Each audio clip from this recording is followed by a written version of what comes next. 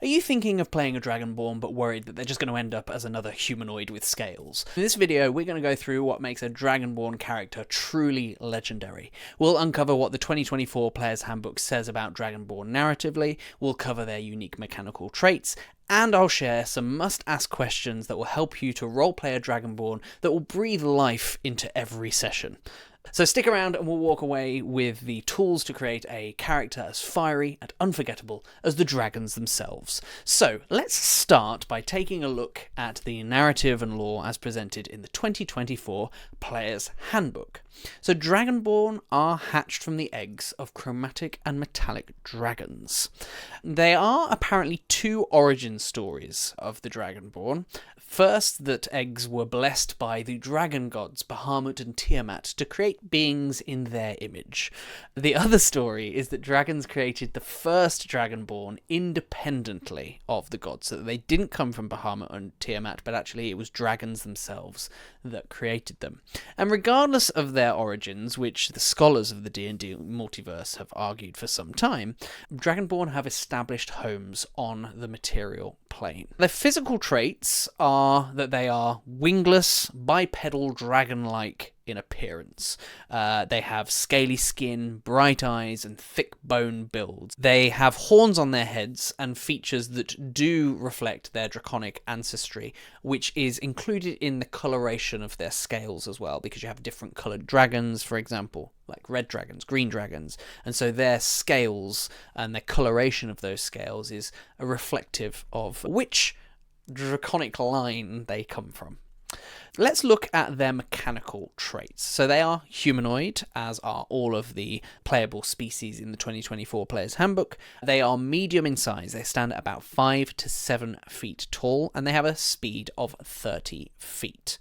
Now, you have a draconic ancestry as part of being a Dragonborn, and your lineage stems from a dragon progenitor. Choose the kind of dragon from the draconic ancestors table, and your choice then reflects the breath weapon and damage resistant traits that you have, as well as your appearance. So if you're a black dragon, obviously you have black scales, and the damage type for your breath weapon is acid, but as mentioned, you're also resistant to acid damage as well. For blue dragons, it's lightning. For brass dragons, it's fire. For bronze dragons, lightning. For copper dragons, acid. Gold dragons, fire. Green dragons, poison.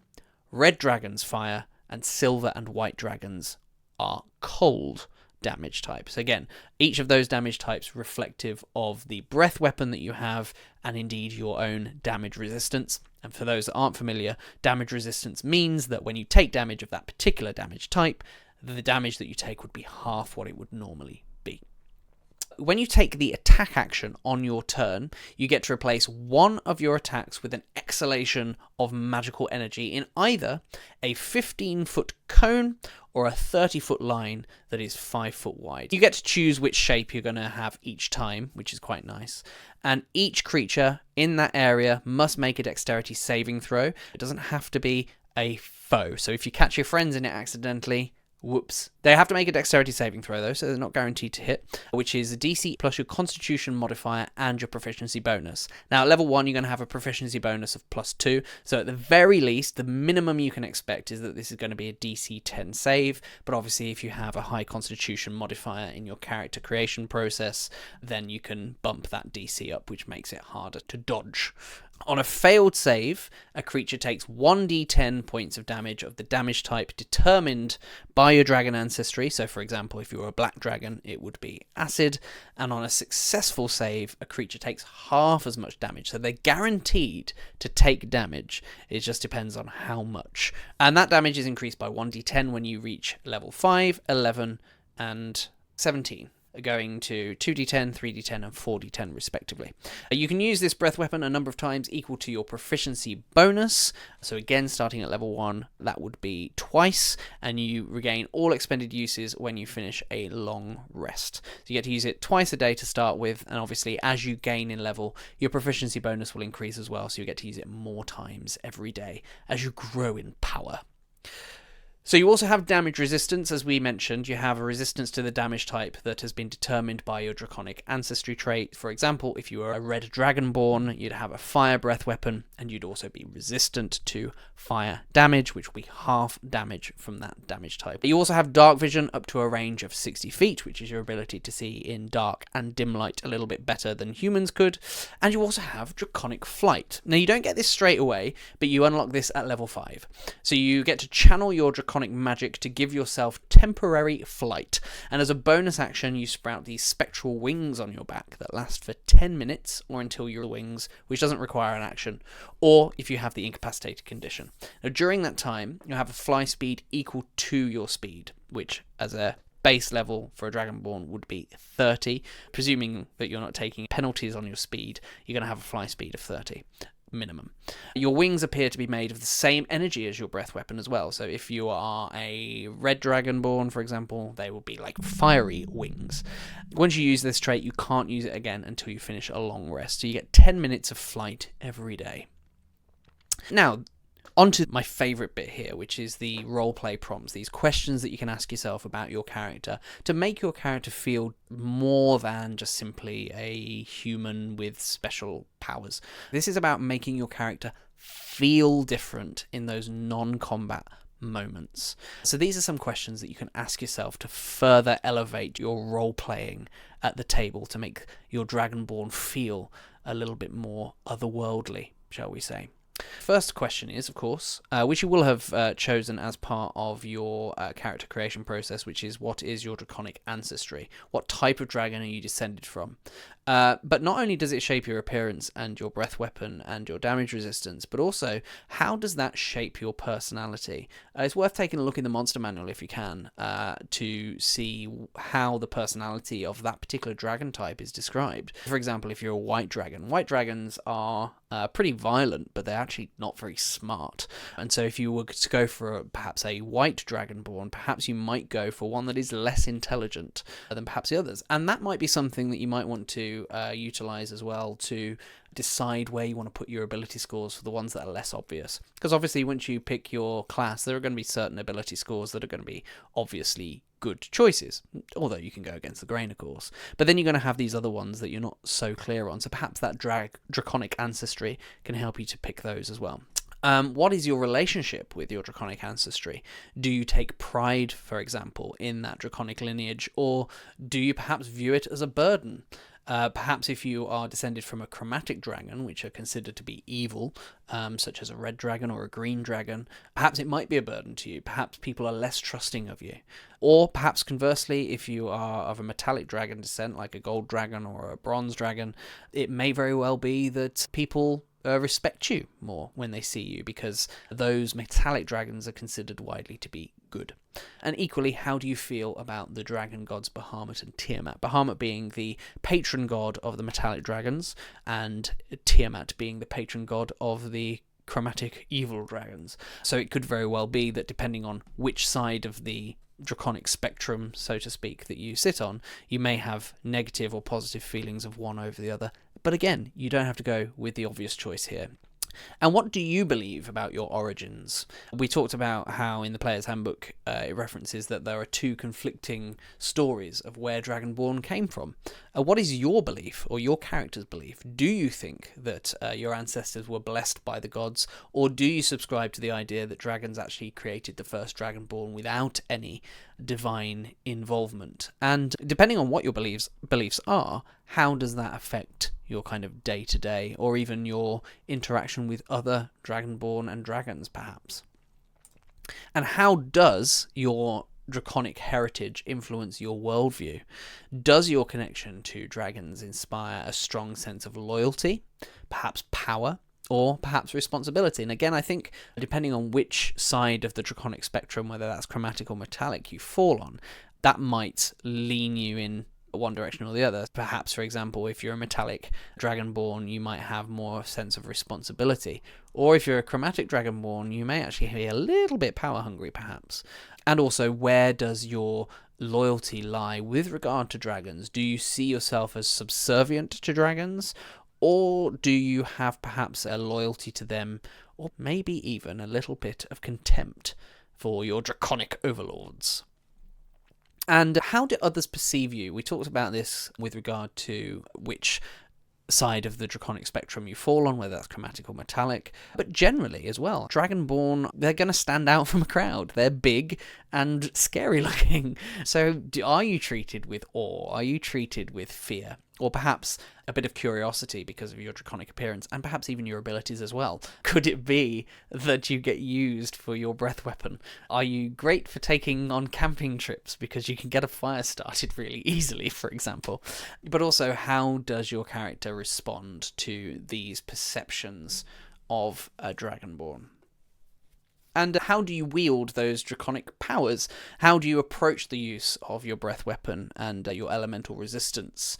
Are these powers a source of pride for you? Is it something that you won't do?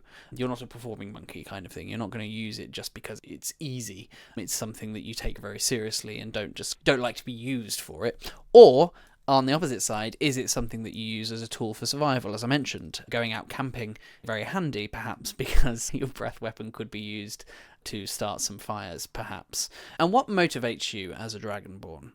Are you driven by this sort of personal honour, again perhaps if you're a metallic Dragonborn, or perhaps a desire to prove yourself, which I think would be true of either end of the Draconic spectrum, because dragons are very proud on some level, and perhaps there's an element of that pride in your Dragonborn character. Are you driven perhaps by a connection to your Draconic lineage, as I mentioned before? Perhaps there is this feeling of being subservient to dragonkind, and perhaps you want to serve dragonkind however you can in that regard. And what then is your relationship with dragons? Do you revere them? Do you despise them? Or do you just see them as distant relatives? Are they cousins of yours, perhaps? Have you ever sought out a dragon mentor, or perhaps even a rival for you to prove yourself? That Draconic pride could very much be something that drives your character, perhaps even to seek out a dragon to try and defeat, to prove your worth, that perhaps, as a Dragonborn, you are not a lesser than a dragon, but perhaps equal in some other way. All questions that you can ask yourself there. And how do your physical traits reflect your ancestry? This is a obvious one in many ways and covered in the character creation process, because obviously you're choosing your ancestry, which is going to choose your scale, colour, and indeed your breath weapon. But consider how your scales, horns, and other Draconic features might actually be even more specific to your Draconic ancestry.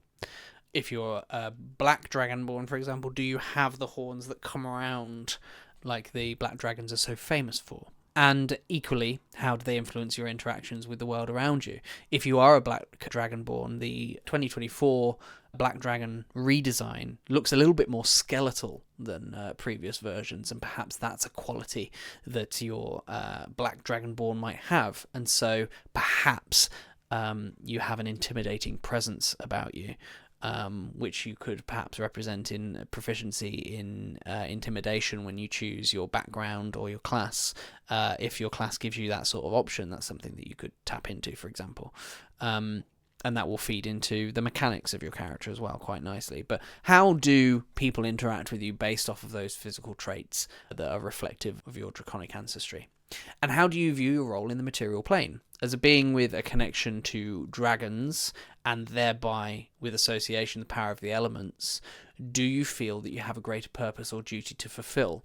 I think there's this element of pride, as I keep mentioning, with dragons, and I think it's safe to say that there's probably an element of that within Dragonborn. Again, you don't have to go down that route. You could go against the grain, and these questions are open enough that you can do that, I think. And I've tried to write them. But as an example, do you feel that by being the descendant of a dragon, you are able to fulfill a greater purpose just merely by the fact that you are descended from dragons on some level, whether that be through the god's intervention or indeed the dragons creating Dragonborn in their own image as well? So is that something that you feel driven to? Almost like a divine purpose, but more existential, shall we say. So those are all the questions that I've put together for the Dragonborn characters. These are things that I would encourage you to think about because it's really going to elevate your roleplay as a Dragonborn player and make them feel distinctly different from just a human character. So ask yourself all of those questions. Some of those questions might further inform the mechanical choices that you make when you create your character as well. So something worth looking at earlier in the process rather than later. But I hope you found some of those questions useful and perhaps some food for thought. If you do have any interesting answers to any of those questions, drop them in the comments below. And likewise, if there are other questions that you think I've missed that are worth asking yourself, drop them in the comments as well. I'm always eager to see what you guys come up with. But otherwise, I have put together a worksheet as well. There's a link in the... You can download that, print that off, and scribble down some notes to these questions as well. I hope you found that video helpful. And if you did, do be sure to hit that like button and subscribe to the channel.